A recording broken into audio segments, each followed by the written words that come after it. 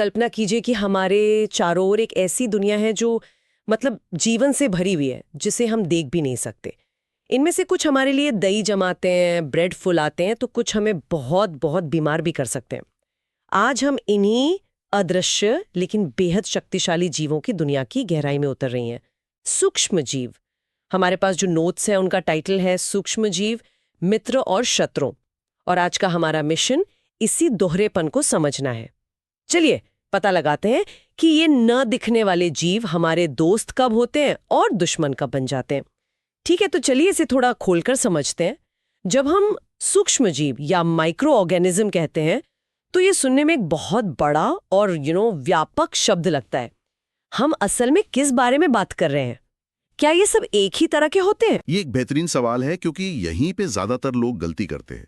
वो इन सबको एक ही मान लेते हैं। सूक्ष्म जीव एक अम्ब्रेला टर्म है जिसके नीचे बहुत अलग अलग तरह के जीव आते हैं।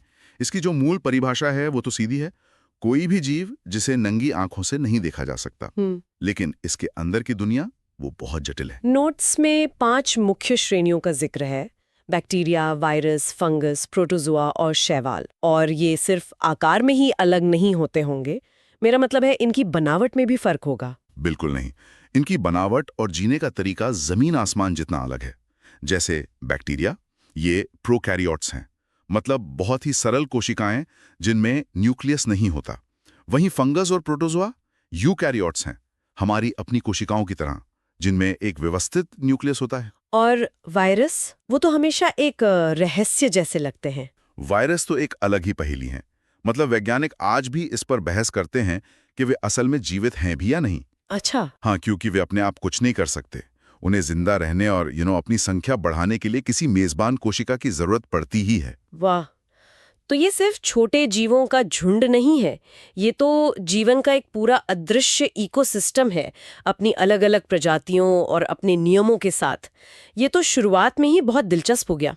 चलिए नोट्स के मित्र वाले हिस्से से शुरू करते हैं। मुझे ये बात हमेशा आकर्षित करती है कि कैसे हम इन अदृश्य शक्तियों का इस्तेमाल रोजमर्रा की जिंदगी में करते हैं, खासकर रसोई में। हाँ, और हम ये सदियों से कर रहे हैं बिना ये जाने कि इसके पीछे का विज्ञान क्या है। नोट्स का सबसे पहला और क्लासिक उदाहरण है दही। हम सब ने घर में दूध से दही बनते देखा है। ये कोई जादू नहीं है, ये लैक्टोबैसिलस नाम के बैक्टीरिया का कमाल है। मैं हमेशा सोचती थी कि बस दूध में थोड़ा सा दही मिलाने से, वो जामन डालने से पूरा दूध दही कैसे बन जाता है। ये बैक्टीरिया करता क्या है? ठीक ठीक सोचिए कि ये बैक्टीरिया छोटे छोटे केमिकल इंजीनियर हैं। जब आप दूध में थोड़ा दही मिलाते हैं तो आप असल में लाखों लैक्टोबैसिलस बैक्टीरिया उसमें डाल रहे होते हैं। ये बैक्टीरिया दूध में मौजूद लैक्टोज नाम की चीनी को खाते हैं और उसे लैक्टिक एसिड में बदल देते हैं। अच्छा, तो वो जो खट्टापन आता है दही में, वो इसी एसिड की वजह से है? बिल्कुल, यही एसिड दूध के प्रोटीन को जमा देता है, जिससे दूध गाढ़ा होकर दही बन जाता है और उसे वो हल्का खट्टा स्वाद मिलता है। ये एक पूरी रासायनिक प्रक्रिया है जो एक जीवित जीव चला रहा है। मतलब मेरे सुबह के दही के कटोरे में एक पूरी माइक्रो फैक्ट्री काम कर रही है। और यही बात यीस्ट पर भी लागू होती है ना? ब्रेड, केक, इडली, इन सबको फुलाने के पीछे भी यही है। बिल्कुल वही सिद्धांत है। यीस्ट एक तरह का फंगस है। जब आप इसे गुनगुने पानी और चीनी के साथ आटे में मिलाते हैं तो ये कह सकते हैं कि जाग जाता है और तेजी से सांस लेना शुरू कर देता है। इस प्रक्रिया में ये कार्बन डाइऑक्साइड गैस छोड़ता है। ओह, तो वो गैस के बुलबुले ही ब्रेड को फुलाते हैं। ब्रेड को फुलाते हैं और उसे नरम और स्पंजी बनाते हैं।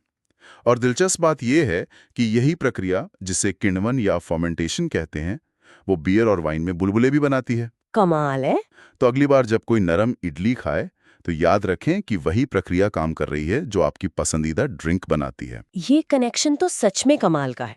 अच्छा, रसोई से बाहर निकलें तो नोट्स में चिकित्सा की दुनिया का जिक्र है, एंटीबायोटिक्स और टीके। ये तो सूक्ष्म जीवों के इस्तेमाल का एक बिल्कुल ही अलग लेवल है। ये शायद मानव इतिहास में सूक्ष्म जीवों का सबसे बड़ा योगदान है। पेनिसिलिन की कहानी तो बहुत फेमस है। अलेक्जेंडर फ्लेमिंग ने गलती से देखा कि एक फंगस, मतलब एक तरह की फफूंद, वो बैक्टीरिया को अपने आसपास पनपने नहीं दे रहा था। और बस वहीं से दुनिया की पहली एंटीबायोटिक का जन्म हुआ। इसने करोड़ों जानें बचाई हैं। हम एक सूक्ष्म जीव का इस्तेमाल दूसरे सूक्ष्म जीव से लड़ने के लिए कर रहे थे। ओके, उनका सिद्धांत मुझे याद ही उल्टा लगता है।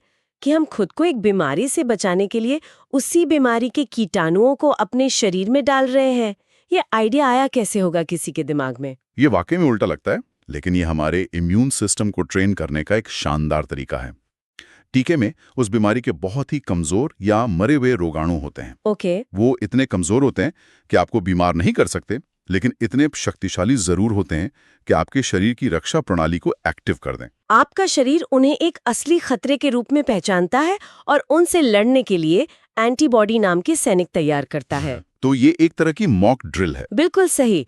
शरीर सीख जाता है कि असली दुश्मन कैसा दिखता है, ताकि जब असली संक्रमण हो तो वो पूरी तरह से तैयार हो और उसे तुरंत खत्म कर दे। मतलब एक सूक्ष्म जीव ही दूसरे खतरनाक सूक्ष्म जीव के खिलाफ हमारा बॉडीगार्ड बन जाता है। ये तो अविश्वसनीय है। अच्छा, नोट्स में कृषि का भी उल्लेख है। ये मिट्टी को कैसे बेहतर बनाते हैं? अगर हम इसे बड़ी तस्वीर में देखें तो सूक्ष्म जीवों के बिना खेती संभव ही नहीं है।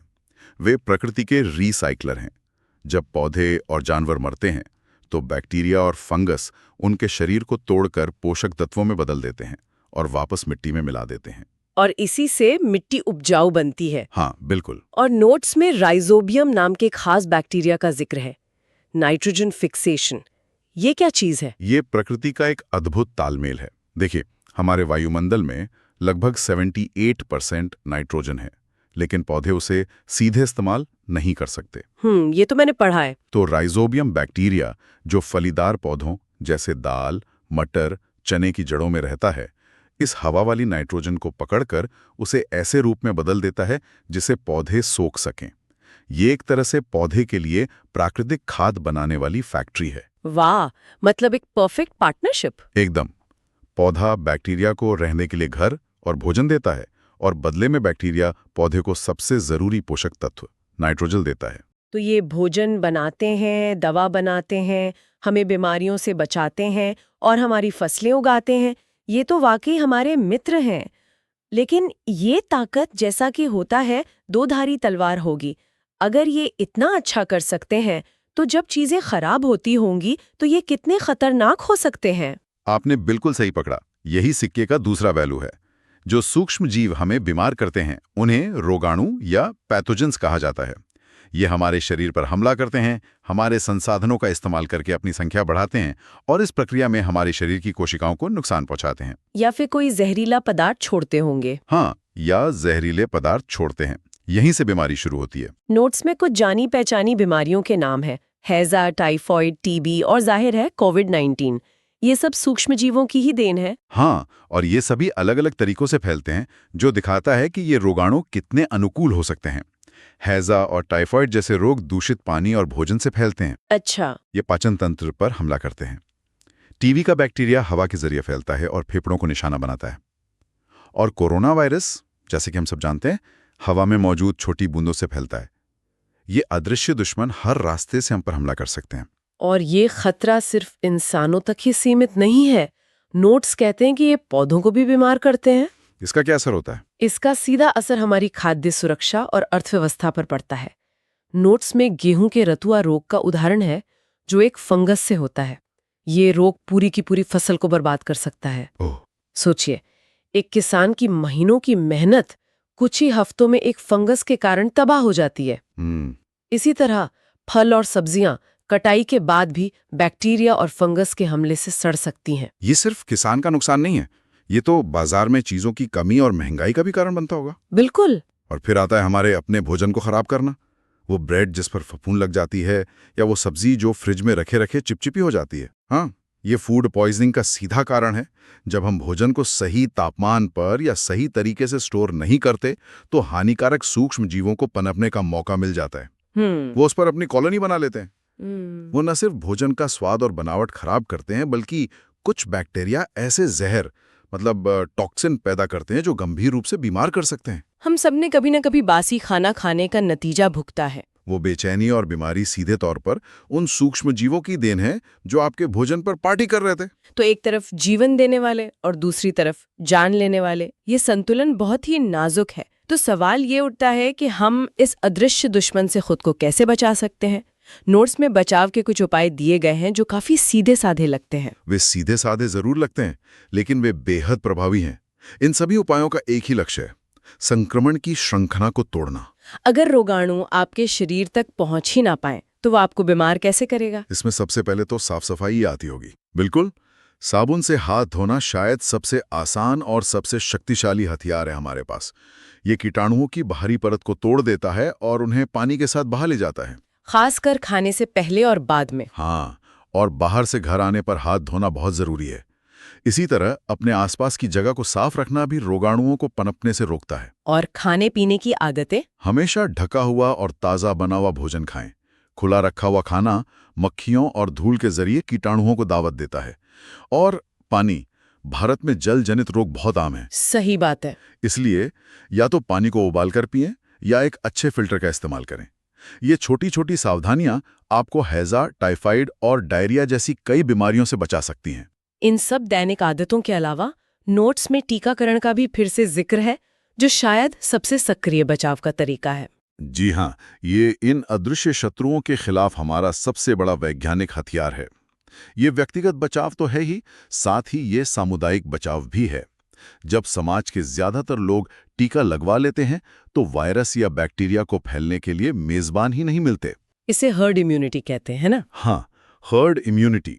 ये उन लोगों की भी रक्षा करता है जो किसी कारण से टीका नहीं लगवा सकते, जैसे बहुत छोटे बच्चे या गंभीर रूप से बीमार लोग। तो कुल मिलाकर हमने सूक्ष्म जीवों के दो बिल्कुल अलग चेहरे देखे।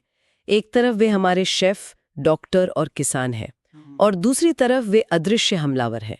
ये वाकई एक बहुत ही जटिल रिश्ता है। और यहाँ मुख्य बात डरने की नहीं बल्कि समझने की है। ज्ञान ही सबसे बड़ा बचाव है। ये जानना कि कौन से सूक्ष्म जीव फायदेमंद हैं और उन्हें कैसे बढ़ावा दिया जाए, जैसे दही और अन्य किण्वित खाद्य पदार्थ खाकर, और ये भी समझना कि हानिकारक सूक्ष्म जीव कैसे फैलते हैं और उनसे बचने के लिए क्या सावधानियां बरतनी है। हम इनसे बचकर नहीं रह सकते, ये हर जगह हैं। हमें बस इनके साथ समझदारी से रहना सीखना है। यह एक बहुत ही महत्वपूर्ण बात है। जाते जाते श्रोता के लिए एक अंतिम विचार छोड़ जाते हैं, एक विचार जिसके बारे में सोचा जा सकता है। नोट्स ने सूक्ष्म जीवों को बहुत साफ तौर पर मित्र और शत्रु में बांटा है, लेकिन उन खरबों सूक्ष्म जीवों के बारे में क्या, जो इनमें से कुछ भी नहीं है? वे बस हमारे पर्यावरण में, हमारी त्वचा पर, हमारी आंतों में चुपचाप रहते हैं, जिन्हें माइक्रोबायोम कहते हैं। हमारी आधुनिक आदतें, जैसे एंटीबायोटिक्स का अंधाधुंध उपयोग, इस विशाल तटस्थ आबादी पर क्या असर डाल रही हैं? क्या हम अपने दोस्तों को मारने के चक्कर में इन तटस्थ नागरिकों को दुश्मन बना रहे हैं, या फिर अपने दुश्मनों के लिए जगह खाली कर रहे हैं? इन समूहों के बीच के इस नाजुक संतुलन को हम अनजाने में कैसे बिगाड़ रहे हैं? शायद ये हमारे समय की सबसे बड़ी वैज्ञानिक चुनौतियों में से एक है।